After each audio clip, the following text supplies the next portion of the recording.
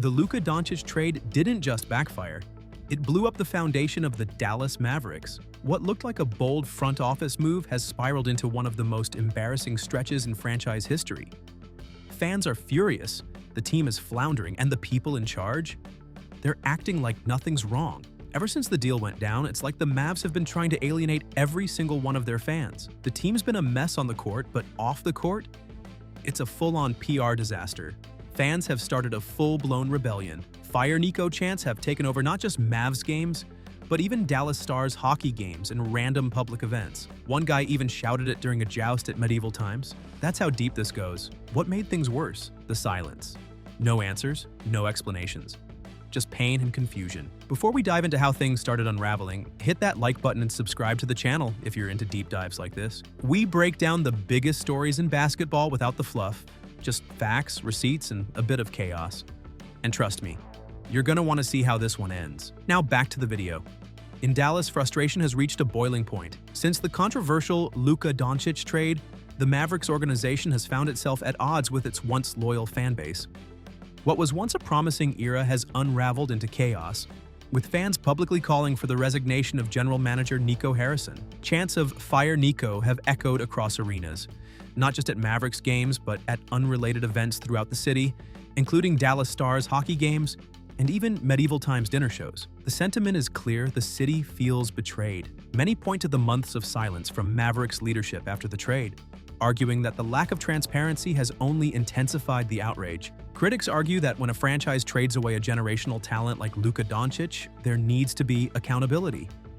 Yet, for weeks, fans were met with nothing but silence. The organization's failure to communicate, let alone justify their decisions, has created a growing chasm between management and supporters. It's not just a bad trade in the eyes of the public, it's a stain on the team's integrity. The front office had an opportunity to address concerns and explain the vision going forward. But by choosing to remain silent for so long, they've allowed public anger to fester. That silence has now exploded into a citywide protest, with many wondering if this once proud franchise has permanently alienated its base. But that's not all. When the Mavericks finally addressed the media, the public anticipated a moment of clarity. Instead, they got a tightly controlled, invite-only press conference that banned cameras and microphones. The organization's attempt to manage the narrative instead painted them as evasive and out of touch. Reporters were stunned to learn that this was not a transparent meeting, but a secretive gathering closed to the general public. The message it sent was troubling. Rather than face tough questions head-on, the Mavericks chose to shield themselves from scrutiny. In an era where every sports franchise is under a microscope, especially when major trades are involved, the optics were disastrous. Fans and analysts alike interpreted the closed-door approach as a sign of shame, not strength. Despite the controlled environment, quotes from the meeting quickly leaked, and what surfaced only added fuel to the fire. Vague explanations, repeated slogans, and deflections took center stage, leaving no real answers. For many, this wasn't just a failure of communication. It was a clear demonstration of how disconnected the front office had become. In attempting damage control, the Mavericks inadvertently amplified the backlash. Rather than restoring trust, the press conference has been widely criticized for deepening the franchise's credibility issues. What should have been a pivotal moment of honesty turned into yet another example of poor leadership and media mismanagement. But listen to this. Following the trade, the Mavericks made a baffling series of decisions that further alienated their fan base. One of the most controversial was the immediate increase in ticket prices, a move widely seen as tone-deaf given the circumstances. As if trading away Luka Doncic wasn't enough, the organization then appeared to smear his character through anonymous leaks. Sources from within Dallas painted Luka as lazy and unfocused, citing issues with weight and alleged off-court indulgences like beer and hookah. These comments were met with swift backlash. For fans, the insinuation that Luka's lifestyle contributed to the trade felt like a cheap attempt to justify a move that never made basketball sense. Adding insult to injury, Luka has thrived since leaving Dallas, putting up dominant performances, and in one game, dropping 45 points directly on his former team. The attempt to discredit him not only backfired but made the Mavericks appear petty and insecure. It's one thing to move on from a superstar, teams are forced to rebuild all the time, but it's another thing entirely to launch a character campaign against the player in the aftermath. The combination of price hikes and these damaging leaks has created a perfect storm of resentment among fans. What the organization may have intended as quiet reputation management has instead turned into a PR nightmare that continues to spiral out of control. From a purely basketball perspective, the return Dallas received for Luka Doncic has raised more questions than answers. In a move that shocked analysts and fans alike, the Mavericks negotiated exclusively with the Los Angeles Lakers, severely limiting their bargaining power. As a result, Dallas received Anthony Davis, Max Christie, and a 2029 first-round draft pick, leaving many to wonder why they didn't demand more. The Lakers had additional assets on the table, including another first-round pick and young talents like Austin Reeves and Dalton Knecht. Yet none of those pieces were included in the final deal. When pressed for an explanation, GM Nico Harrison stood firm, claiming the trade aligned with the team's philosophy that defense wins championships. But the numbers don't back that up. Many insiders argue that the return package doesn't even come close to matching Luka's value, especially considering his age, resume, and marketability. It's not just a case of bad negotiating, it's a decision that may have long-term implications for the franchise's ability to attract free agents and maintain relevance. By settling for so little in return, Dallas has placed itself in a precarious position, both competitively and financially. The skepticism around the trade isn't just emotional. It's rooted in the hard facts of asset management and future planning, both of which now look alarmingly flawed. And it gets even crazier. The Mavericks have repeatedly leaned on the phrase "defense wins championships" to justify their recent front office decisions, particularly the trade involving Luka Doncic. But a deeper look at the facts reveals glaring contradictions in that narrative. Following the trade deadline last season, Dallas had already built a strong defensive core by acquiring PJ Washington and Daniel Gafford, moves that helped the team skyrocket to the #1 defense in the NBA post-deadline. Against the Boston Celtics in the finals, the Mavs held their opponents to just 84 points in one game and never allowed more than 107 in any matchup. Statistically, those numbers place them among the elite defensive units across the entire league. So when the front office claimed the Luka trade was necessary to improve on defense, it rang hollow. Fans were quick to point out that the team's offensive shortcomings, not its defense, were the real issue during the finals. Moreover, many argue that Doncic's offensive brilliance was the main reason Dallas reached the finals in the first place. Sacrificing that for marginal gains in defense, especially when the numbers already backed up their system, feels less like strategy and more like justification. The claim, repeated like a mantra by Nico Harrison and Rick Welts, has not only failed to convince fans, but has drawn ridicule across sports media. The facts simply don't support the logic, and the more it's repeated, the more it undermines the credibility of the Mavericks' leadership.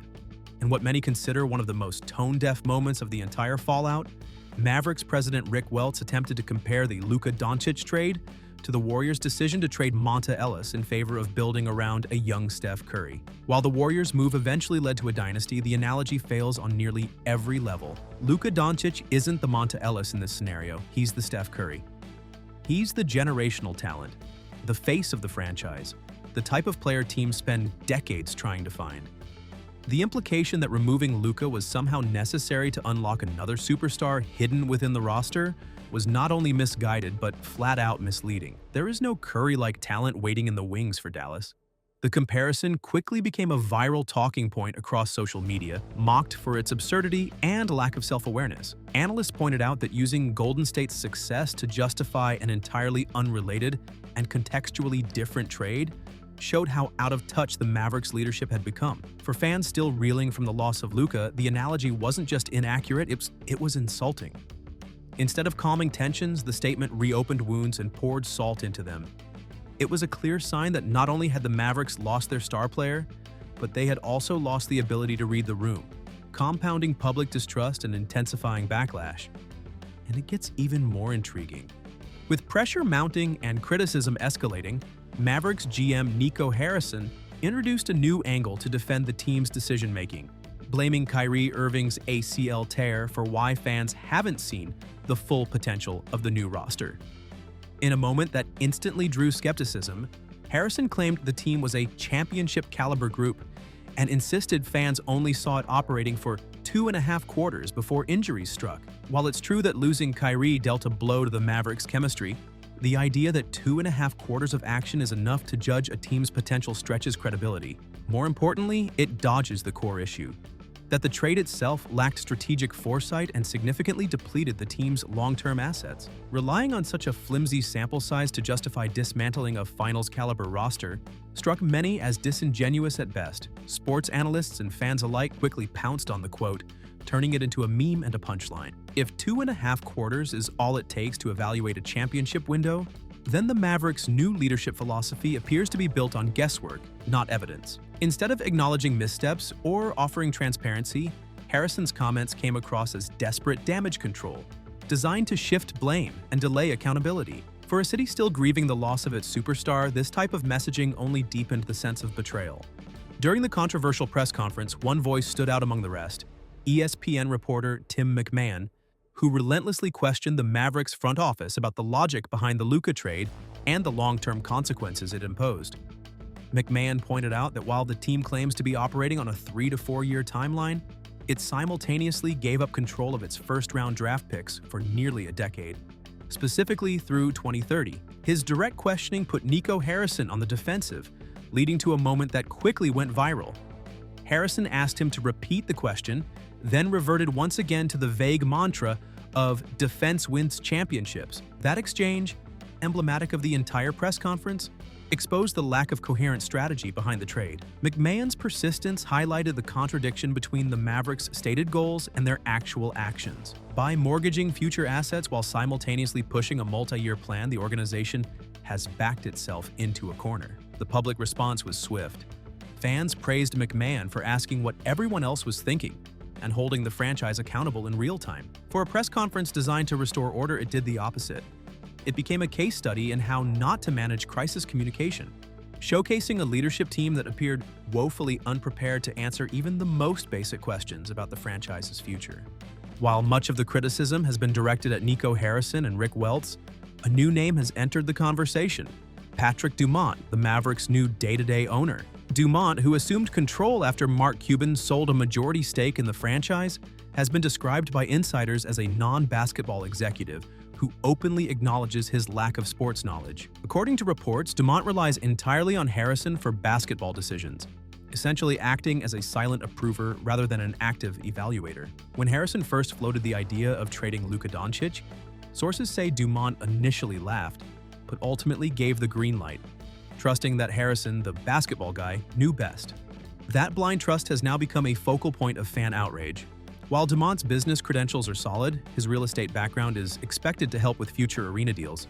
His detachment from basketball operations is seen as dangerous. One quote from an anonymous Mavericks source summed it up: "Patrick doesn't know basketball, and he knows it." In a sport that moves at breakneck speed and demands constant strategic oversight, Dumont's passive ownership style may be a critical flaw in the organization's structure. His lack of pushback or oversight allowed one of the most lopsided trades in recent memory to happen unchallenged. As the dust settles, many now believe Dumont shares just as much blame for the franchise's current turmoil as the executives he entrusted. As the Mavericks' current leadership faces relentless scrutiny, attention has also turned back to former owner Mark Cuban and his checkered decision-making history. While Cuban brought energy and innovation to the franchise, his track record reveals a pattern of questionable basketball moves. In 2004, he let Steve Nash walk to Phoenix, where Nash would go on to win back-to-back MVPs. After the 2011 championship, Cuban dismantled the title team instead of running it back. And in 2013, despite then-GM Donnie Nelson's push to draft Giannis Antetokounmpo, Cuban overruled the front office to save cap space for Dwight Howard, a player they didn't even sign. More recently, Cuban failed to offer Jalen Brunson a timely contract extension, leading to Brunson's breakout in New York. While Cuban wasn't responsible for the Luka trade, his legacy set the tone for a franchise that often leaned into big swings with limited payoff. Fans now wonder whether the structural dysfunction began long before the current regime. Although Cuban is no longer at the helm, his decisions helped shape the team's present reality. However, even his worst misfires pale in comparison to trading away a 5-time All-NBA player entering his prime. The difference now is that the team appears rudderless. Unless a miracle happens, like landing a player such as Cooper Flagg in the draft, the Mavericks may have already written the opening chapters of a lost decade. Thank you so much for watching till the very end. If you enjoyed today's video, be sure to subscribe and turn on the bell notification so you never miss our next upload.